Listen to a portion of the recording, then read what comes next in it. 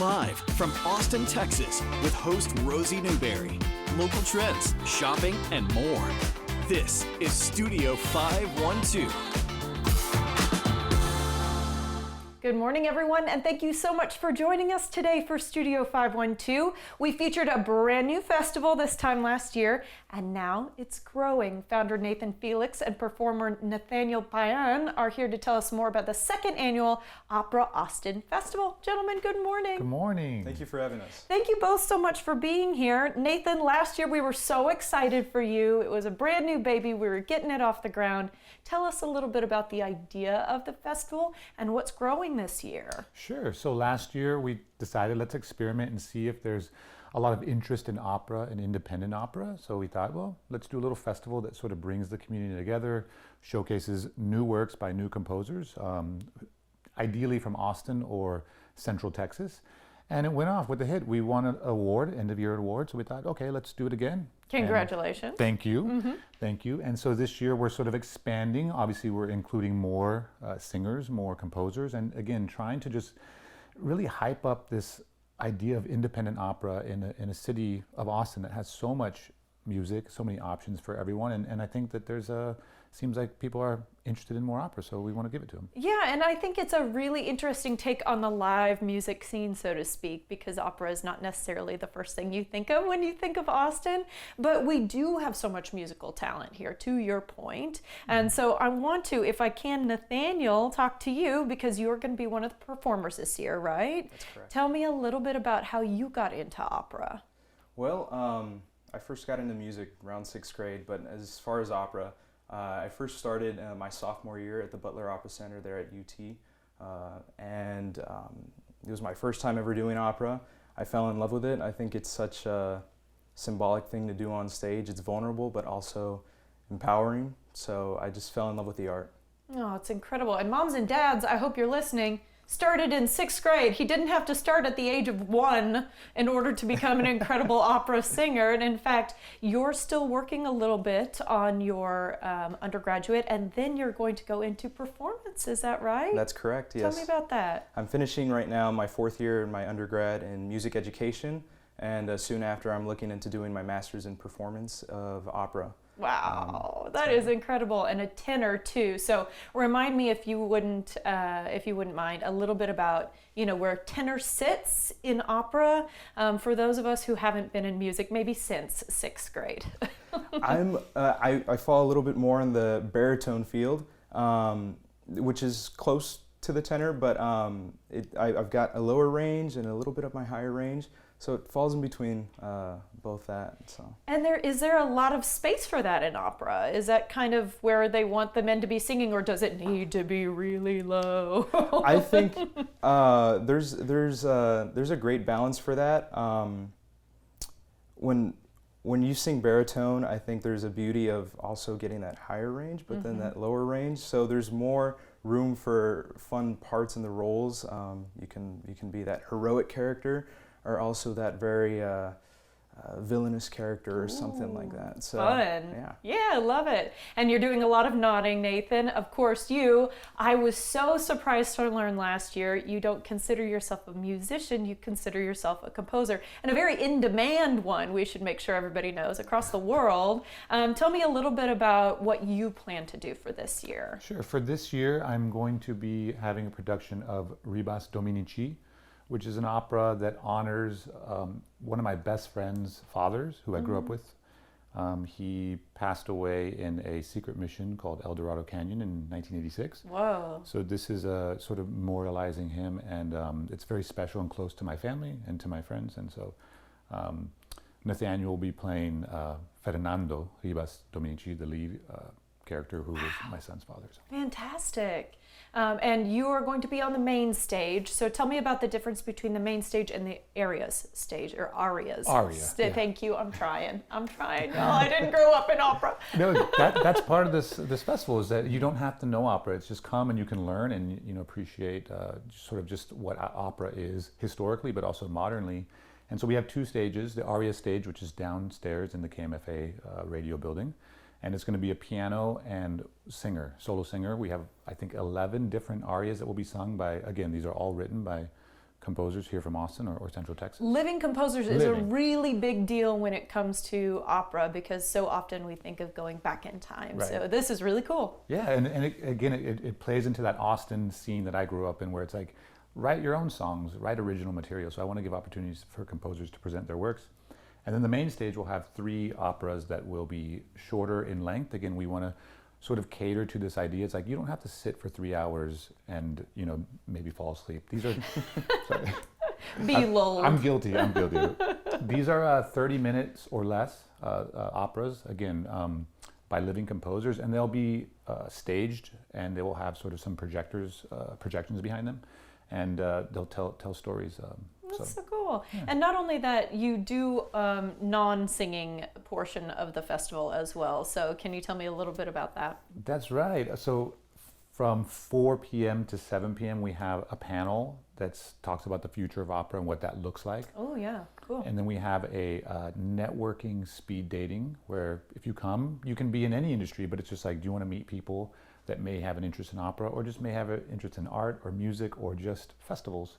So we have that's free to sign up. You're like lowering the barriers for people, because opera can seem a little highfalutin, quite frankly. And so when you turn it into a speed dating, so to speak, where people can just pop around and meet new folks, I think that's really cool, even if you're not romantically looking for someone, right? Okay. Yes, it's all networking. Well, it's whatever you want it to be. But it's whatever you want it to be. If it turns into a romantic connection, we're happy for you.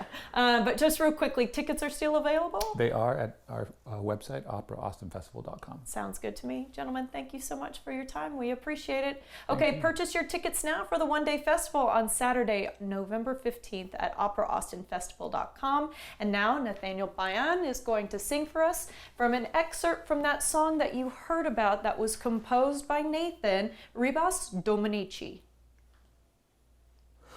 You will add to a great feeling of pride at the operation Eldorado.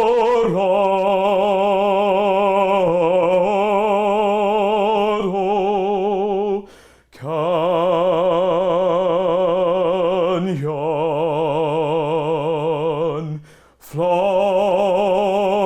your mission and know that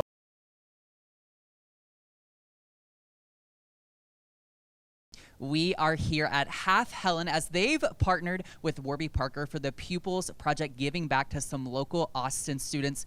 You guys know him, you love him. Arch Manning is here, a Warby Parker ambassador. Arch, how are you? I'm great. How are you? I'm good. Okay, so this partnership is brand new with Warby Parker between you and them. So why did you feel this partnership was a good fit for you? Yeah, it was fitting for me just because I've worn glasses my whole life. I've been wearing glasses since I was 4 years old, and I wore Warby Parker glasses, so it just made the most sense. Yeah. So growing up, I feel like I was always nervous to have to kind of venture into my vision care, right? And knowing what kids might say at school or what other people were thinking, things like that. So what kind of impact do you hope this campaign has on kids with you kind of at the front of it? Yeah, I hope it has the same impact.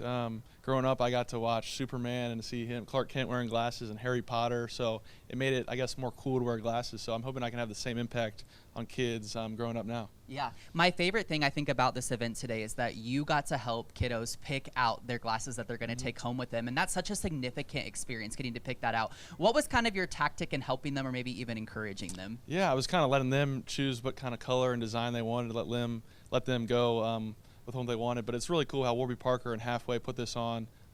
Really special. So as quarterback of the Longhorns, a true Austin staple, of course, really pillar of the community, why is it important for you to give back?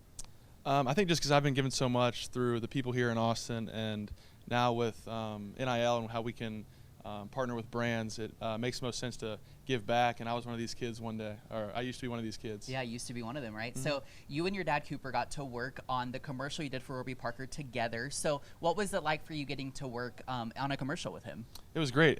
He keeps things lighthearted and good spirit, so it was fun working with him, and Warby Parker is a great partnership, and I'm just glad we get to give back thanks to Half Helen. I'm curious to know too, you said you've been wearing glasses most of your life. I've been wearing glasses since 4th grade. How important do you think it is for parents to listen to kids as they're advocating for themselves, saying, hey, I'm having vision issues. I think I'm having trouble seeing. What would you say the importance of that is? I think it's very important just to be able to see, most importantly, be able to go through school, go through sports. I think once I got glasses, my athletic and academic ability skyrocketed.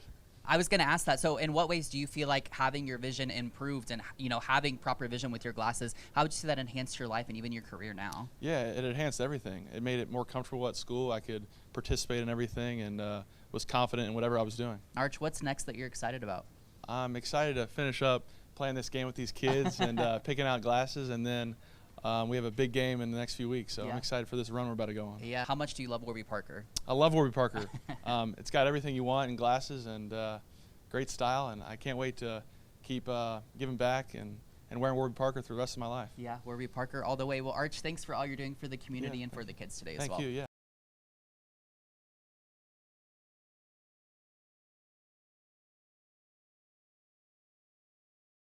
The Voice Season 28 has seen some fierce competition and stellar performances episode after episode. Toni Loreen has been blowing the coaches away all season long. And the last time we spoke with her, it was after her memorable blind audition. And now the singer has made it through 2 more rounds of competition. She joins me now. Hi, Toni. How are you feeling? Hey, I'm feeling very excited and very grateful today. Yes. Well, congrats on your success this season. I want to back up a couple of rounds though, because as I mentioned, the last time we spoke with you was after your blind audition. But first off, you had your battle round of the competition and you sang Love on the Brain alongside Sadie. So I kind of have a 2-parter here. What was the rehearsal process like for the battle? And how'd you go about selecting Sadie? Because there was like a new twist this season where you guys picked who you went with, right? Okay, if it's cool with you, I'm going to start with how we chose each other. Go right ahead. Well, they pulled us into a room, and it's funny because we all thought that we were going on set that day to do like a photo shoot or something. We had no idea we were going to be seeing our coaches. We didn't know we were going to be choosing battle partners. We had no idea any of that was happening. We get all dressed up, set up in our glam. They pull us into the room, Snoop's standing in there. And then he's like, okay, so you're going to choose your battle partners right now. And at the time, it was really nerve-wracking because a lot of us we were just getting to know each other. We were just meeting each other. We didn't know what each other's voices sounded like to know if we would blend well together. And me personally, I'll just be honest, when that time came, everybody's eyes started looking around the room at each other, and I just started avoiding eye contact with everybody because I was like, I don't know who I want to choose, and I don't like this could make or break you. This is a big decision to make in such a quick amount of time. So I just kind of put my head down a little bit. And eventually, when I looked back up, Sadie and I just happened to catch eyes.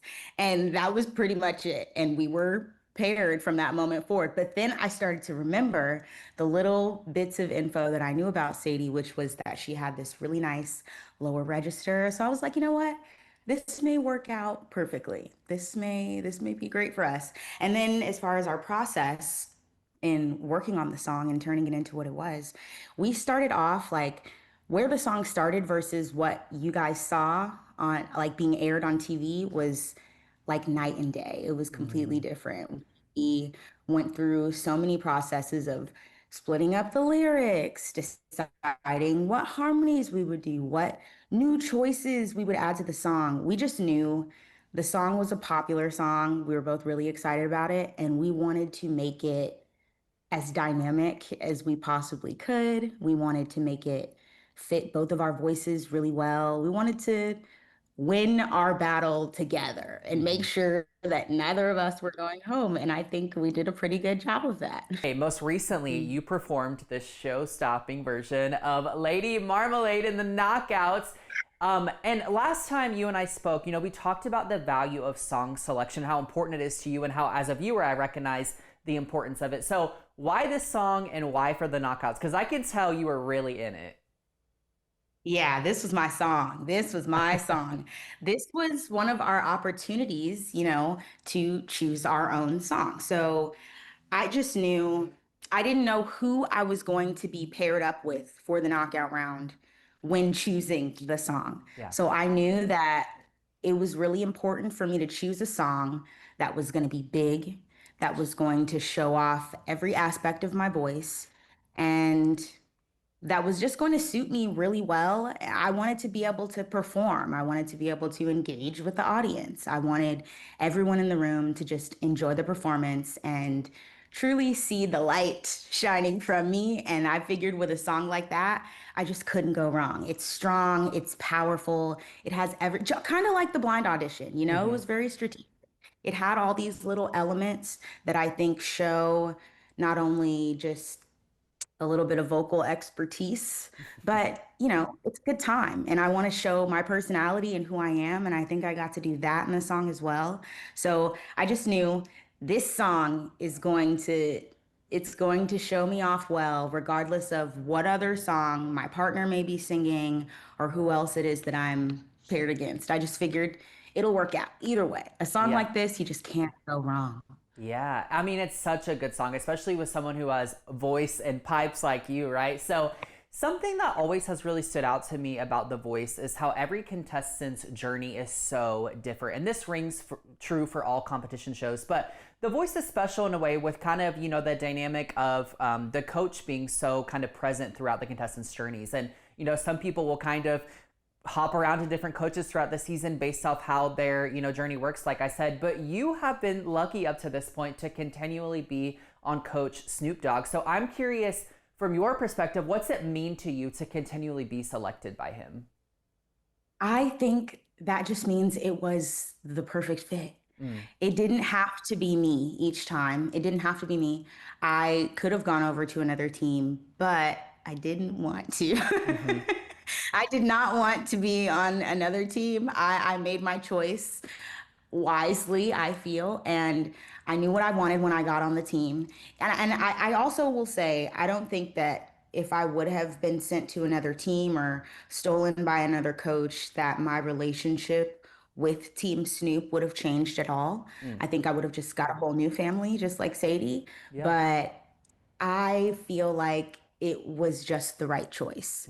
I think that I received lots of validation in that from continuing to be on Snoop's team throughout the process. And, it was a good fit. It Yeah. worked out the way that it needed to. So nothing, I regret nothing that has happened in this competition so far. Tony, should you continue on in the competition beyond, kind of where you're at right now, which we hope that you do, first of all, how can people keep up with you? And secondly, do you know how people are able to maybe vote for you or support you on this journey? Yes, okay. So you can keep up with me by following me on Instagram or TikTok at I am Toni Lorene, IamToniLorene. And also, make sure you get the Voice app. I know that, everyone is watching from lots of different platforms, but the Voice app is the way to go. You can put different, contestants on the show on your team and predict who you think will be continuing to move forward in the process. And once it all gets down to the final live rounds, that is how you will be able to vote. So I'd suggest everyone go ahead and download that Voice app. All right, we'll have that Voice app ready, as Tony said. Tony, thanks so much for your time again. We're so proud of everything you've achieved so far on this season. Keep supporting Toni Lorene this season, Voice Season 28. Thanks, Tony.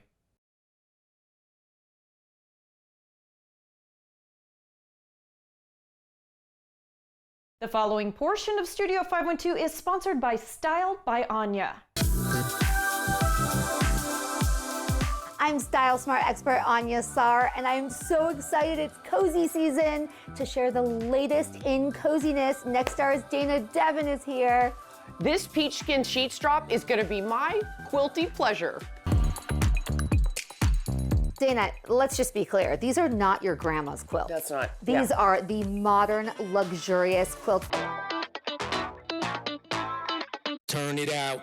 I have been waiting for this day that the Oversized quilts are available, and guess what? They're here. The day has come. They're so beautiful. And when you say oversized, you really mean oversized. And this is what I like about that. When you put them on, it goes almost all the way down to the floor. Wow, these are so nice. They're reversible. Right. Okay, they come in 17 colors. Wow. And my favorite thing about them is that they go effortlessly with all the peach skin sheets bedding you already have. It's the basket weave. This is reversible, okay? So it doesn't, you can't make your bed wrong. Right. And of course, it's made from the ultra soft, breathable, smart fabric that you're used to and that you've come to expect with peach skin sheet. Okay, Dana, I'm gonna tuck you in with some more info here about these peach skin sheets quilts. They are seasonal, they are timeless, they are classic, and you know, holidays are right around the corner. The word that just keeps coming to mind is quality. Everything about these just screams quality. And luxury. This is a way to instantly elevate your bed. Now, when I say this is a limited edition drop, Dana, I mean it. I am not messing around here. There are limited quantities, and especially of each color. Right. Now, it comes in 17 colors, but you have to pre-order now. If you pre-order now, you will have before Christmas. Okay, Dana, don't these faux fur luxury oversized throws make you want to have hot cocoa and marshmallows? I could not be happier in this moment right now. All we need now is a good marshmallows and a holiday film. Ah! What is happening with this throw? Peach Skin Sheets now came out with the faux fur luxury oversized throw. This is my dream. Yes! This has always been my dream. If you have a fire pit outside, if you have a fireplace and you want a really nice throw for the couch, these are unforgettable, get it? You know, this is, to me, the ultimate holiday gift for every single person on your list. What colors do they come in? They come in 4 colors. Okay. You have the black mink, I have the Arctic white, then they come in cinnamink, get it? Is that like brown? Cinnamon. Okay. And then the gray mink. So 4 neutral colors to choose from. Anyone on your list, I'm telling you, if you make your list of gifts, there's not one person who would not freak out over this. I'm not taking it off. No, you're not giving that back.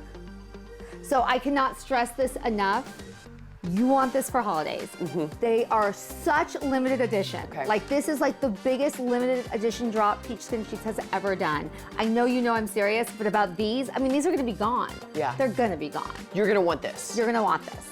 Look at this. We are wrapped in our faux fur luxury oversized throws with our hot cocoa and our mini marshmallows. We are so happy. Best day ever. How do viewers at home get to unwrap all of this amazingness? Okay, they just need to go to peachskinsheets.com and they need to pre-order now to receive before Christmas.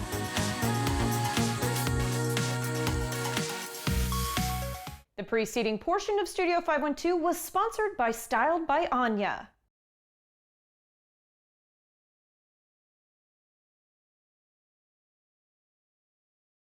The following portion of Studio 512 is sponsored by Mother's Milk Bank at Austin.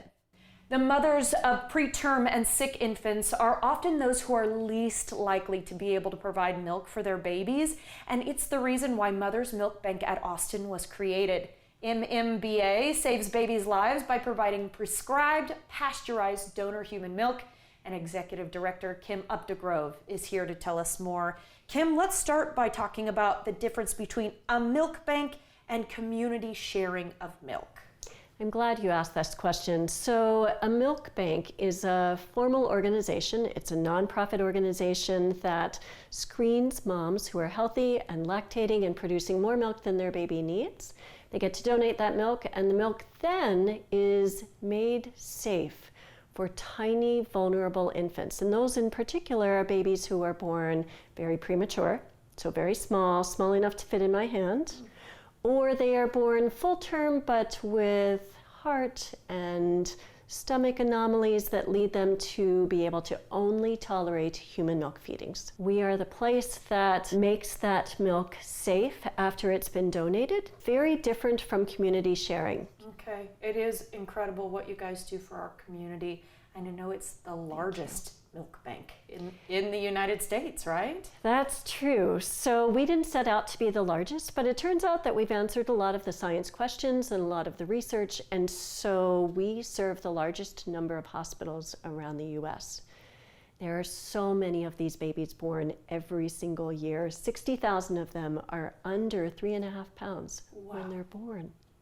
So very fragile that only human milk can be fed to them. I just want to make a call out to anybody who's watching this morning who might find themselves in this exact situation, in a position where they might be able to give a little extra giving their baby. What would you say to them to get the process started? I would say that every healthy lactating mother needs to consider today whether she can put aside 1 or 2 ounces of milk today, put it in her freezer, and over the course of the month, she's going to have enough to go through the screening process and find out that she can be a lifesaver. No one regrets saving the life of a baby. Becoming a lifesaver is as easy as becoming a milk donor, and I am begging the community to consider becoming a donor today. Such important information, Kim, and thank you for all you do for our community. We appreciate your time today. Thank you. Mother's Milk Bank at Austin needs your help. To show your support by donating milk, money, or time, go to milkbank.org. The preceding portion of Studio 512 was sponsored by Mother's Milk Bank at Austin.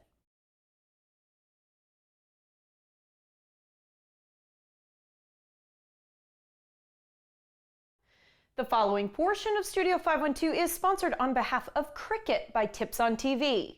The holidays, y'all, they are coming, and if you're looking to make them more personal, more creative, you are in the right place. Joining us is the queen of the DIY, Lauren Mack, here with some easy ideas to style up your season. No big deal, you might recognize her from HGTV, TLC's Trading Spaces, and the Oprah Winfrey Network. Pretty cool stuff. She's teaming up with Cricket to add that personal touch to your home and gifts this season. We're happy to have her. Lauren, good morning. Thank you. Good morning. All right. How do you make holiday decor, Lauren, or gifts feel more personal, especially without spending a fortune? Everything is more expensive nowadays. That is the key. And for me, I've spent my entire career creating high-end looks without that high-end price tag. And for me, the holidays is a time to shine. It's those personal touches for me that really make this season feel so special. I am all about bringing that magic home with the Cricut Joy Extra and the Cricut Maker 4. So whether you're making a mistletoe sign for your door, an adorable nutcracker treat box for your guests, or personalizing a cookie jar for those sweet holiday treats, I just love that with the Cricut products, I can make every project feel so special. And so unique. Okay, I know you're the queen of DIY, but do you need a big setup or lots of experience to do it yourself? Oh, I'm so glad you asked that, because I always say you don't need a craft room to get crafty, right? And the Cricut Joy Extra is so compact, but it's super versatile. And the Cricut Maker 4 can cut over 300 materials from leather to plastic, even balsa wood. So whether you're keeping it simple or you're going out, you have got options. Now here on set, I've got some of my favorites, the mistletoe welcome sign, this nutcracker treat box, and this cute little cookie jar, all customized and personalized and made right at home. I just love how easy it is to create something custom that feels personal, but looks amazing for the holidays. I was going to say, you're about to get a reaction out of me. I'm impressed. Thank you. Coming up with the designs I know can feel a little bit intimidating. So how do you make it look so easy? Right. Well, listen, you don't have to be a designer to design something incredible. That's why I love Cricut Design Space. They make everything so easy. Everything is all in one place, from thousands of images, fonts, and ready-to-make projects that you can use to design, customize, and cut everything from simple gift tags to more detailed holiday decor. There's tons of fun seasonal designs and cards to play with, and it walks you through every step, which is so key, right? It's a great way to get creative, even if you've never, ever done anything like this before in your life. Okay, success can be at our fingertips. I like to hear that. And I hear there's a contest going on this holiday season. Can you tell us about that? You better believe it. I am so excited about this one. So Cricut is running its Cricut Host the Holidays contest now through November 30th. 10 winners will get $3,000 cash rewards towards their holiday, plus a $300 Cricut.com voucher. To enter, all you got to do is make a short video, just about a minute or less, showing what you love to make, who you're making it for, or how Cricut inspires you. Even if you don't even have a Cricut yet, that's totally fine. You can still enter by sharing how one would help you get creative this season. Then just submit your video through the Cricut Host the Holidays page, or you can share it on Instagram using hashtag Cricut Hosts the Holidays on your public profile. It's such a fun way to share your story and hopefully win some big holiday cash. Hey, yeah, you aren't lying. That's awesome. Okay, I want to ask you before we have to let you go about what kind of holiday projects are super popular right now. Okay, so this year the biggest trend is to make everything so personalized, which really takes every project over the edge, right? So some people are keeping it simple with custom cards or vinyl labels. Others are going big and engraving metal gift tags, debossing leather, making full-on themed decor. What I really love is the licensed content inside of Cricut Design Space. You can make projects with Mickey and Friends Cozy Christmas, Marvel winter characters, Frozen, A Christmas Story, even Friends. So whether your vibe is classic or playful or totally nostalgic, there's something in there that's gonna fit your style. And it's gotta look super custom. It's just such a fun way to add personality to your holidays, whether you're gifting or decorating. Okay, I'm adding a Cricut to my Christmas list. I need to Put get it on up top of this. I tell you and what. tell Santa right away. I've been a real good girl this year. That's right. I deserve one. Where Yes. can we go for more information? Certainly, just go to Cricut.com to check out everything that we've talked about here, or to enter the Cricut Host of the Holidays contest, just go to woobox.com/DZEMOY. It's good to me. Lauren, thank you for your time. Happy holidays. Thank you, you too. The preceding portion of Studio 512 was sponsored on behalf of Cricut by Tips on TV.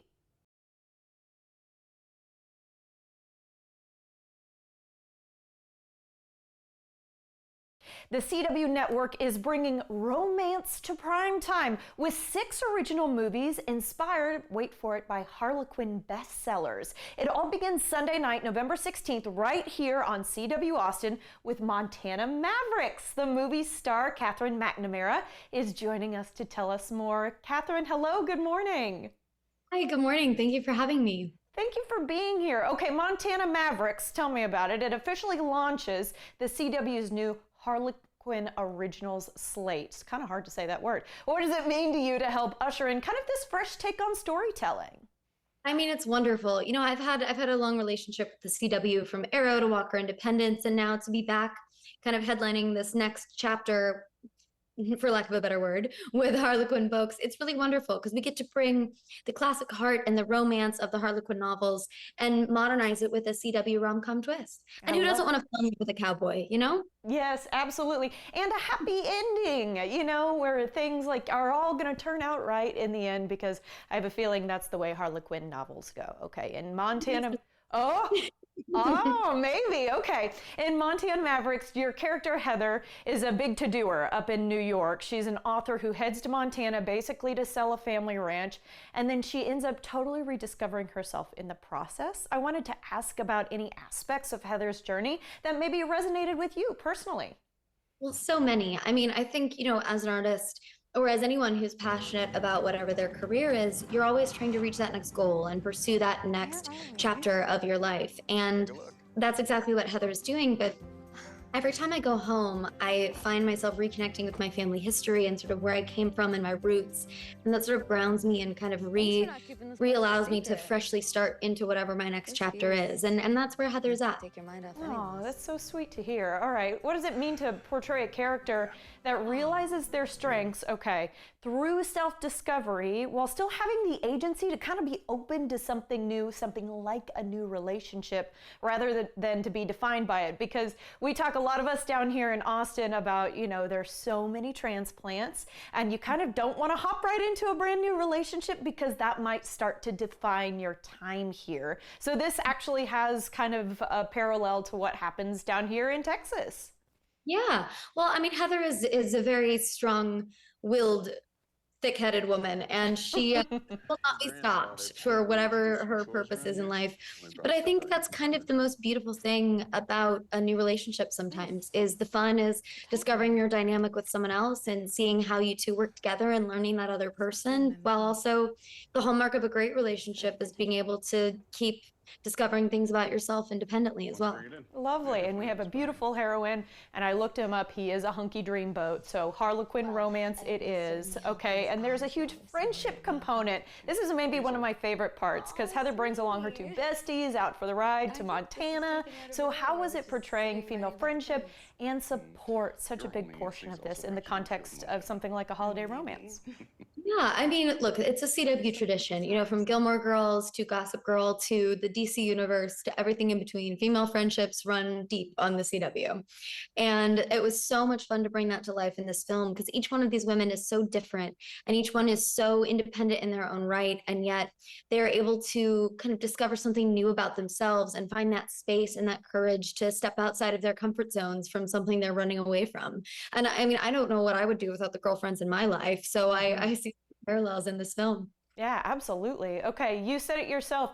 Arrow, Walker Independence. You've been on the CW multiple times. So in a way, Montana Mavericks is a bit of a homecoming for you. We're happy to have you back. How does it feel to return to the CW? Oh, it's an utter joy, and especially on something that is such as a hopeless romantic myself, something that is a really beautiful depiction of what love can be. And I've had a lovely relationship with CW from Green Arrow to Walker, and now it's a new kind of Western. You know, whether you're in, as a Midwestern girl myself, whether you're in the 1870s or today, there's still a romance to a Western that is undeniable. Absolutely. Okay, I wish I could keep you longer, but we'll have to let you go. We appreciate your time, Catherine, and congratulations on the new movie. Guys, be sure to catch Montana Mavericks on Sunday, November 16th, right here on CW Austin.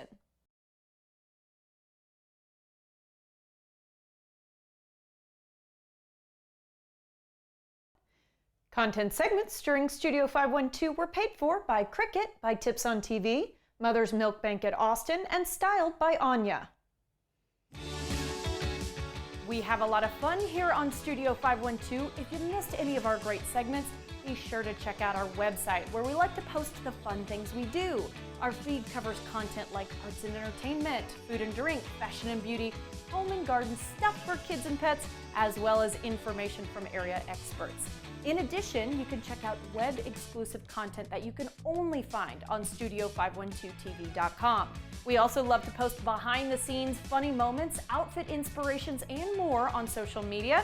Find us by searching for Studio 512 on your favorite platform. You don't want to miss a single post. Be sure to follow us, check out our website, and watch us every weekday at 11 a.m. right here on CW Austin.